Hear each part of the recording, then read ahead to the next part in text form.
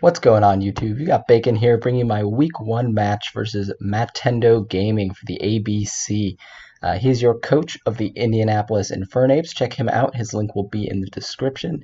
He's also the co-commissioner of the league, so thank you again very much for having me, Matt. I'm really happy to be here and upload some of these games for you. Now, because I don't do team builders, I'm just going to quickly run over what he's got available to him and what I decided to bring this week.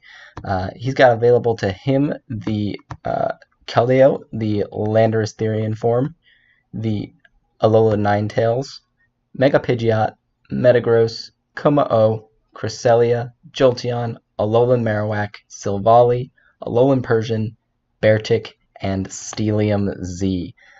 So kind of going to the prep side of things, just looking at the team that I brought a mixed bulk Rotom Wash here on the left with Will-O-Wisp, Pain Split, Hydro Pump, and Volt Switch. Enough speed to outspeed Metagross so I can get a burn off on that thing without having to worry about it too much. On the next side, we got Tyranitar, my Mega Tyranitar, bringing an offensive Stealth Rock set this week. Max physical attack, adamant with a little bit of speed, and the rest into HP. Stealth Rock, Stone Edge, Crunch, and Pursuit. Pursuit obviously being nice to help me catch things like the Cresselia, switching out, Pidgeot, Jolteon, things like that. And the Dual Stab obviously hitting his team really hard, with the exception being Keldeo, but who's switching in, who's keeping in my Tyranitar on a Keldeo? So I'm not too concerned about that thing going forward. Next up, we've got Lilo, the max special attack Pixie Plate Comfey with Taunt, U-Turn, Draining Kiss, and Defog. Defog to get rid of his screens if he runs Aurora Veil. Taunt to stop things like Cresselia from Calm Minding or Toxicating, Healing, that kind of thing. Draining Kiss obviously will one-shot the Kuma-O unless it's behind Veil. I have been swept in the past, for those of you who've seen my VPL league, by Weakness Policy Kuma-O, but was not going to happen this time. Obviously, he didn't even end up bringing it, but I was not about to allow that to happen, so I brought the Comfey here. Next up, we got Nightshade, the Gliscor, Toxic Orb, Toxic Roost, Earthquake, and Ice Fang. A lot of speed on this thing to outpace the Landorus, and the rest goes into HP and a little bit of physical defense. Really nice switch in for the Landorus and for the Metagross. Obviously, I don't want to get my Toxic Orb knocked off by the Landorus, so I'll have to play a little bit careful around that.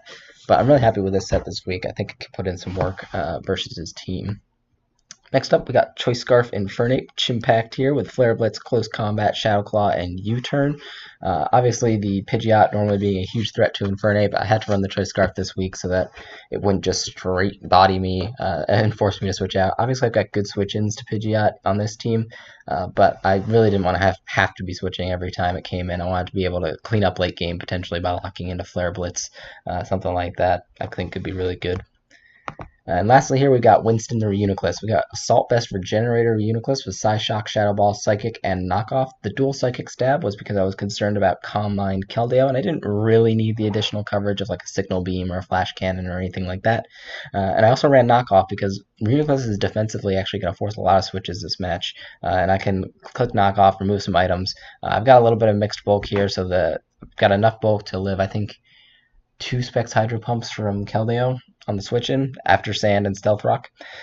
So enough special defense on that side, and the rest just went into physical bulk to help me take some hits from Como and the like. And obviously I'll take Secret Sword a little bit better from the Keldeo with that extra bit of physical bulk there.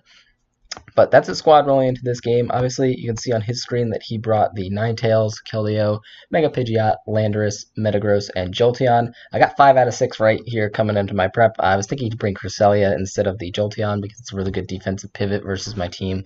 Could switch in on the Reuniclus and things like that, try to calm mind. But thankfully, he did not bring it because that thing is very fat. I'm kind of happy to see the Jolteon. I've got some pretty good defensive responses to it, so I'm not too concerned about it going forward. Obviously, my Choice Scarf Infernape will outrun that thing as well, assuming he himself is not Choice Scarf. So looking at lead matchup, I really like my Tyranitar because I'm 90% certain he's going to lead Pidgeot, but ultimately I decided it was too much of a risk with things like Landorus and Metagross running around, potentially even Ninetales or Keldeo, like if it's Specs Keldeo, dropping that thing in first turn. I really didn't want to be in any of those positions, so I do go out here and lead with my Infernape, as he does lead the Pidgeot, and I'm kicking myself a little bit because I could have got Stealth Rocks up turn 1 or pursued it and did some big damage to this Pidgeot right off the bat, and also I've gotten my Mega up first turn, but I'm just going to hard switch out into my Rotom. I don't want to reveal on Choice Scarf just yet, as I'm thinking he's going to go for U-Turn or Hurricane here, and Rotom kind of gives me the best overall matchup versus his team. But he goes for a Roost here, predicting me to be Choice Scarf and maybe U-Turn or something like that. So he's just going to U-Turn himself now, and Rotom's going to get off a very free Hydro Pump right here. He really doesn't have very good switch-ins. He's not going to go Keldeo. And I'm going to do some big damage to this Ninetales, which tells me right off the bat it's not very bulky, so I'm thinking it could be some kind of offensive Ninetales. I'm thinking he's still going to have a Royal Veil to help something like Landorus or Metagross set up in the back, or maybe Calm Mind Keldeo.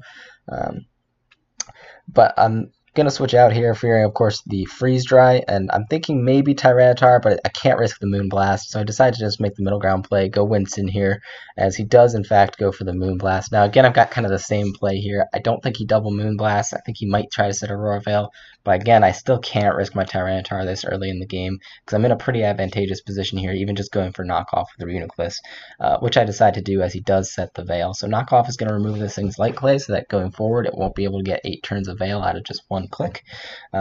And obviously, he really doesn't have great switch-ins for Knockoff, and if he stays in at this point, he's just wasting his Veil on me. So I'm perfectly content to sit here and spam Knockoff until he switches his Ninetales out, which he decides to do first turn. And like, oh great, I got the Metagross's item, and of course it is the Steelium Z. So good prep on his part, bringing the Steelium Z. Great switch into my Reuniclus here. Even Shadow Ball probably wouldn't be doing too much behind Veil here, and obviously he gets to hold on to his item. So sealing the Steelium Z, I'm pretty certain that this thing is Agility Metagross, so I'm going to go hard Rotom Wash here, as I predict the Agility correctly, and he does go for it right now behind his Veil. Now that he's +2 speed, he does outspeed me, of course, but he really doesn't have anything that can touch me, especially because I've already seen that he's Steelium Z and not Life Orb or anything like that, so I can pretty freely throw off Will-O-Wisp here as he goes for Meteor Mash, trying to get kind of the early sweep going here, maybe trying to get some attack boosts with Meteor Mash. I'm not sure what other coverage options he had. I'm pretty sure he'd have Ice Punch for Gliscor, maybe. I don't think this thing gets Fire Punch, actually, for Scizor, so I'm not sure what his last move was, if it was Zen Headbutt or what. Maybe Bullet Punch. Bullet Punch wouldn't make too much sense on an agility set, though. But basically, we're just going to keep trading here as he keeps going for Meteor Mash, and at this point, he's basically doing leftovers damage to my Rotom as I throw off a couple Hydro Pumps, which actually do pretty decent damage, even through the Veil. So I'm just going to slowly whittle down this Metagross by spamming my Hydro Pumps at him. I'd like to get my Toxic Orb activated on Gliscor, but I really can't risk some kind of raw Ice Punch. Even though he's burned, it'll still do pretty good damage to me. And if he crits me and I lose my Gliscor, that's really not a good look for me. So I'm just going to keep spamming Hydro Pump here as he continues to Meteor Mash and get no attack boosts. Rotom out here, though, hitting all of its Hydro Pumps. Nice and 80% accurate move, but he has landed him like a champ. Obviously here he just goes for his Corkscrew Crash, which crit 16% me. 16% on a crit Z move. That's that nice 4 times resist plus the burn. Thank you very much, Rotom, for taking care of this threat. I'm glad he tried to set it up this early in the match, because obviously I had some great answers for it. A great answer for it and Rotom here early on. So I think it would have been better saved for late game on his end. But obviously that's beneficial to me. Now at this point, he goes out to Landorus. I'm thinking he might be trying to abuse his last turn of Veil here and get some Swords Dances and Rock Polishes set up. So I'm just going to throw off a Will-O-Wisp here to slow down this Landorus, as it turns out to be slower than me. So I'm thinking now it's a defensive set. It turns out he just wanted to get rid of my leftovers. I should have seen that during the game, but actually I was trying to live comm this originally, and I wasted all my timer up front. So it was really whittling down on me, and I had to make some kind of quick plays here. And that's part of what led to the post-comm afterwards here, because the live comm didn't come out so great as a result of being kind of rushed on the back end there. But I really have no reason to switch out on this Landorus here, and I'm just going to Pain Split up to heal up a little bit. And then, again, he's got no good Hydro Pump switch-ins. If he goes Keldeo, I obviously threaten that thing with Volt Switch. So he ends up sacking off the Ninetales here, which is great for me, because that means no more Veil for the rest of this game. And obviously, it could have threatened me with Moonblast and Freeze Dry and things like that. So I'm glad to see the Ninetales go down here. And my Rotom is still very healthy at this point, despite having lost my leftovers. So he, again, still really does not come in well on this Rotom Wash. This is part of the reason I was thinking he might bring like a Toxic Cresselia set just to kind of wear this thing down and some of the other bulk on my team. But he ends up bringing out Jolteon here, and I just want to scout what this thing's going to go for, if it's Specs or what have you. He clicks Shadow Ball, predicting my Reuniclus, but I just Pain Split up here and heal off some damage while chipping down this Jolteon, which is going to be pretty nice for me in the long run. And again, I can kind of figure out what he's locked into, if anything. Obviously, that Shadow Ball is not doing Specs damage to me, because I am mixed bulk here, so I don't have a ton of special defense investment. And he does go for the the Thunderbolt and revealing he is not any form of choice. So I didn't actually end up calculating this damage, whether that was Magnet or not. Could be Magnet, could be Expert Belt. I'm thinking maybe Expert Belt HP Ice so it could knock out my Gliscor. I'm just going to Pain Split again here. And now we both know that a Thunderbolt's going to knock me out, but I really have no reason not to go into Tyranitar. Like I said, I'm expecting him to have HP Ice, not HP Fighting. I don't think you run Double Kick versus me. So I bring out the Tyranitar, and even before Mega, you can see that Tyranitar is chewing that Thunderbolt. And now I just get a free crunch here. Even if he goes Keldeo, I'm going to do some pretty big damage to that thing. And if it is Calm Mind Keldeo, he really doesn't appreciate taking that kind of damage when I've got Reuniclus in the back. So instead of Stealth Rock, I'm just going to Raw Click Crunch here, as he does decide to sack off the Jolteon just to get off a little bit more Thunderbolt damage for me. I think that was the right play on his end to try and open a door for his Mega Pidgeot at least going forward, because that's really the biggest threat left to my team. Obviously, like I mentioned, I got the Reuniclus in the back. I've got a Comfey that's at full health with that Triage, Draining Kiss, Pixie Plate boosted, so that's going to do some good damage to the Keldeo as well.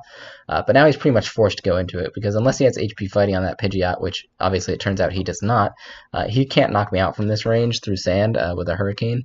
So he does go Keldeo. I have a great switch in here in Winston the Reuniclus, and he does show the Calm Mind. So really glad that last minute here I decided to bring the dual Psychic coverage on this dual Psychic stab on Reuniclus here, because I can pretty freely go for Psyshock. If he tries to Calm Mind more, it's really not going to impact me at all, because obviously I'm attacking on his physical side with the Psyshock, and he does think I'm maybe just carrying the Psychic and goes for another Calm Mind here, but that Psyshock's going to do great damage, and it's now in range of Scarf Infernape. I'm pretty sure it's still in range of a Priority Draining Kiss from my Comfey, but I don't want to sack my Reuniclus here because it's my best answer left to Pidgeot, since my Rotom and my Tyranitar are a little bit weak. So I'm going to sack off the Rotom. It did its job this match, did a great job this match, taking out the Metagross and the Ninetales and burning the Landorus.